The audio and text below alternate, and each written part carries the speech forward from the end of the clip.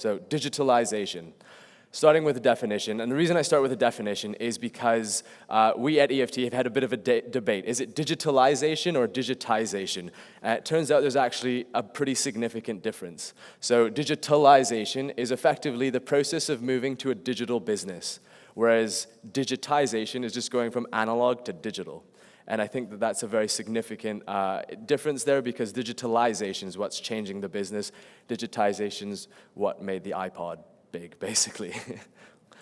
So what are some of the indicators why digitalization is becoming this hot topic this year?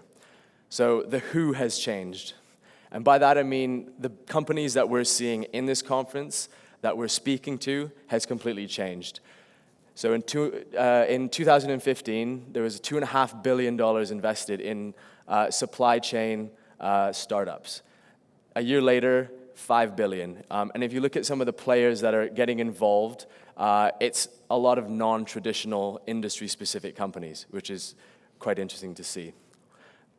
Here's just a list of 150 of them. A lot of them, obviously, we see here at the conference, but that's only some. There's a lot more. And they're opening, they're starting new businesses in brand new solution areas. You know, there's automation happening, there's software, there's technology being embedded into all sorts of facets of the industry. And it's just fascinating to see what people are finding room to intermediate or disintermediate in order to provide value to customers in this industry. And the change has been absolutely epic. So effectively, the future is here. We asked our audience, what do you perceive of tech-driven logistics companies, just as a segment of digitalization? And the majority said they're the future of the industry. So, I mean, we just have to walk around the expo hall, basically, to see that the future is effectively here. So the what's changed, as in what businesses are focusing on, has changed. So we asked our supply chain audience, as well as our logistics audience separately, their top priorities that are driving investment this year. And a quick glance at them, and you see that technology and digital is really rising to the top of that priority list. So that's starting to now define company strategy. Another example, so 71% of logistics providers have increased their IT budgets every year since 2014. Again, digital is becoming a competitive differentiator, is becoming a key way for businesses to compete in the industry. And the how has changed. How companies are tackling business has changed as well. So we asked our audience to rank a number of steps in order of importance for driving digital transformation within their businesses.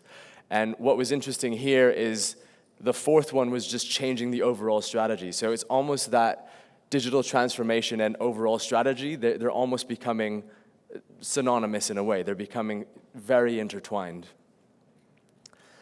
And we also asked, given current tech advances, how has your strategy shifted? Just to better understand, how has that overall strategy changed given these recent pressures? And so 43% said that they had increased agility in response. And then the second highest answer was an increased focus on speed. And obviously those are two very, very inherently factors that are really important for digital. That's what they provide. They're all about speed, agility. Other things would be accuracy and things like that. And on average, again, budgets are going up. So on average, companies have increased their budgets by 42%. In response to digitalization. So customer centricity, the second trend that we saw everywhere this year. It's taking over. This chart's a bit of a lie in the sense that it's only 2 data points, so obviously it looks very extreme, but effectively more and more companies are defining themselves on being customer-centric rather than product-centric. And that's making its way into all facets of the business. So we did a study on customer experience in last mile with Convey. Convey are here as well, so you can speak to them a little bit further on that.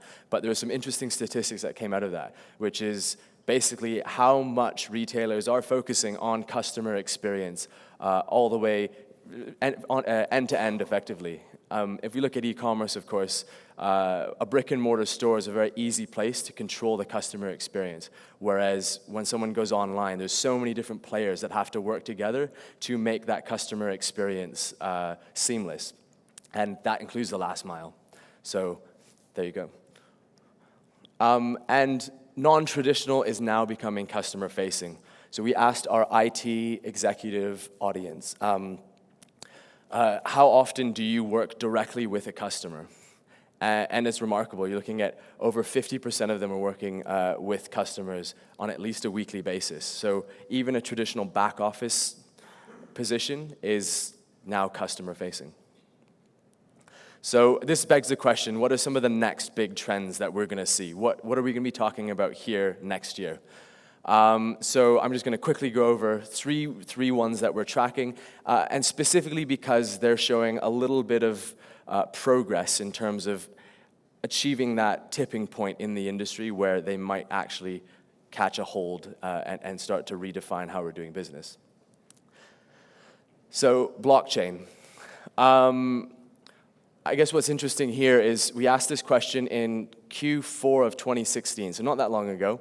Are you engaging with blockchain in any way? And companies mostly said no. Fast forward to, I think the survey was 2-3 weeks ago, you're looking at the majority of companies now are saying that they are engaging with blockchain in some way. One of the key barriers with blockchain has been the fact that there's private blockchains and there's public ones. And for a public one to actually function, you need to have enough adopters so that there's a tipping point so that they can integrate with each other, they can communicate with each other using that platform. Data interchange is the top impact that blockchain could have on supply chain. So it requires a huge number of adopters for it to actually go anywhere. So maybe we're seeing enough progress on that to get to that point. We're only at 50, 60%, so not quite there, but we might start seeing this as a major, major topic in a year or two. Chatbots. I know at least me, for one, has had to speak to a number of chatbots when dealing with companies in recent time. And it's a great way of, speaking to customer experience. So we talked about that a little bit earlier, but we're starting to see how that's going to manifest itself into technology, et cetera. So again, Q4 2016, the vast majority of people were not looking at them in any capacity, whereas fast forward to a few weeks ago, and people are considering it as something that they need to possibly include in their business.